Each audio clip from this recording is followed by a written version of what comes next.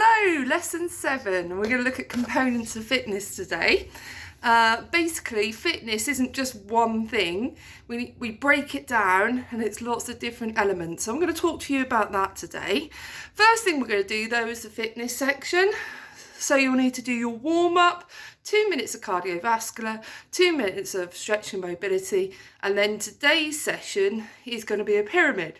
And this pyramid is actually going to contribute to one of your components of fitness, which is cardiovascular fitness. So you should see, as we go to talk about the theory stuff, that this ties in really nicely. So, pyramid. What do you actually need to do in this pyramid? You're going to time yourself to complete the pyramid. So you need a stopwatch nearby. The first exercise you do in the pyramid is 40 high knees. So 1, 2, 3, 4, 5, all the way up to 40. The second exercise is 30 jumping jacks. And this is all written down on the worksheet for you. So 30 jumping jacks. Okay, completed those. You then do 20 mountain climbers. So 1, 2, 3, 4, all the way up to 20. And then you do finish off with 10 burpees on the way up. Okay, so 1 and so on. Okay, you then come down the pyramids. It's almost like you've gone up this big triangle, you're coming down again. So you've done your 10 burpees. The next exercise you do your mountain climbers again. 20 of those. Next exercise, 30 of the jumping jacks, and then you finish with 40 high knees. Once you've done that, stop your stopwatch, see how long it's all taking you to do, and then you're going to repeat and try and beat your score. Sorry, I've got a bit of a cold, so I'm a bit out of breath. You want to try and beat your score, then you can do it a third time, try and beat your score again. All of this is working towards one of our components of fitness. Is working towards improving our cardiovascular fitness. But I'll talk a bit more about that in a little while. So make sure you do your warm-up, cardiovascular, 2 minutes of that. So jogging, jumping jacks, skipping around, aerobics, whatever you want to do to get your heart rate up. Stretching and mobility for 2 minutes, and then do your pyramid. Do that pyramid as many times as you can. You can, on the fourth go, change it up a bit. Change the activities. Right, off you go. Right, so, hello. I'm going to talk to you now about the components of fitness. So there are 11 components of fitness in total. And I'm not expecting you to remember them all straight away. I don't even remember them all off the top of my head. I have to have a bit of paper in front of me to remind me. So we're going to go through them a couple at a time. But the really important thing to remember is that the components of fitness that may be important to you as a performer may not be so important to someone else. So, for example, me as a rugby player will not need to be so good at some other components of fitness that maybe a gymnast would need to be good at. Right, so they're all very specific to a game, to an activity, to a sport. So what a marathon runner might value and the benefits that they get from components of fitness might be very different to, say, a sprinter or a weightlifter. And we're going to explore all of those things. So there is 11, as I told you. So there's cardiovascular fitness and muscular endurance. They're the two that we're going to look at today.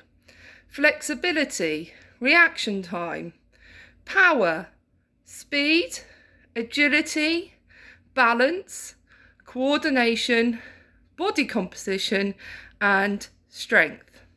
Okay, and what we're going to be doing is we're going to be working through all of those and gaining some understanding of what they are, why they're important, and who they're important to.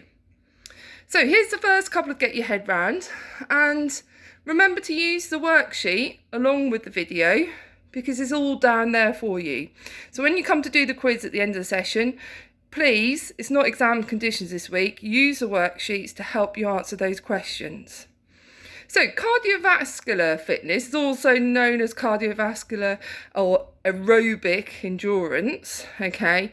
And it basically means the ability to exercise the whole body or the entire body for long periods of time without tiring, right? So being able for your whole body to keep exercising for a long period of time.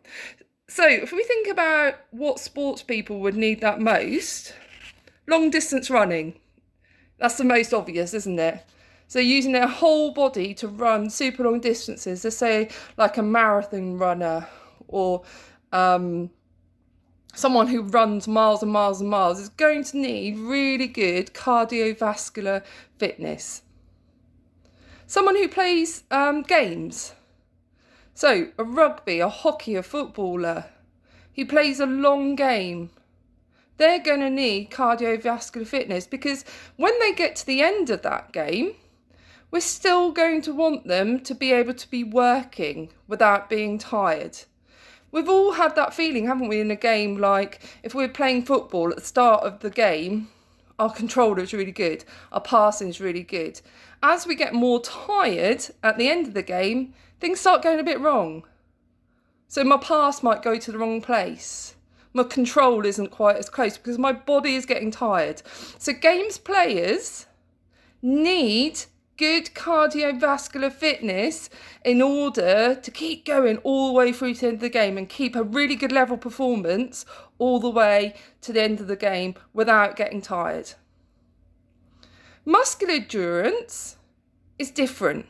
Okay, because now we're talking about, the clues in the title, now we're talking about muscles.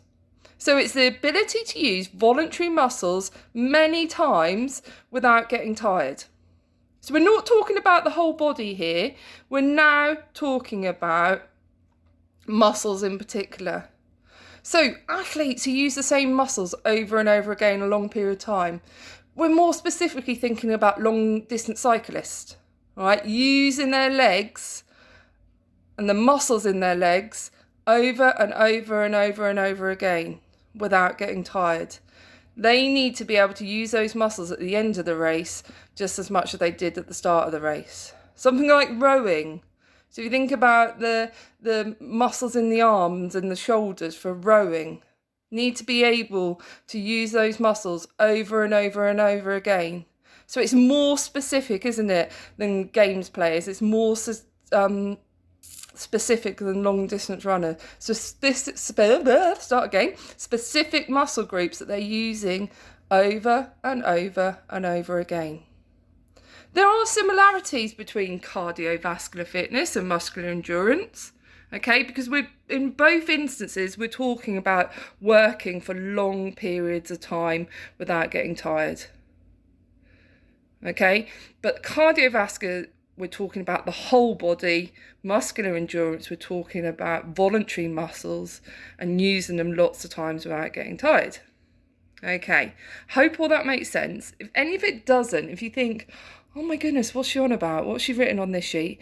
Please ask, okay? Give me an email. You all know my email address. Give me an email and ask me. Okay, so once you're done, there's obviously the form to fill in. So you need to go to the forms and it asks you questions about the components of fitness and cardiovascular fitness and muscular endurance in particular. So there's quite a few questions on there about that. There's also a question about what the pyramid training particularly helps in terms of components of fitness. And there's also a question about how many components of fitness there are and which are components of fitness. There is also today an extension task on there. So if you finish the lesson and you've still got plenty of time, you need to do the extension task and you tick the box there to let me know whether you've done that or not. Okay, brilliant. Enjoy. Hope all that makes sense. Know where I am. Have a good day. Bye.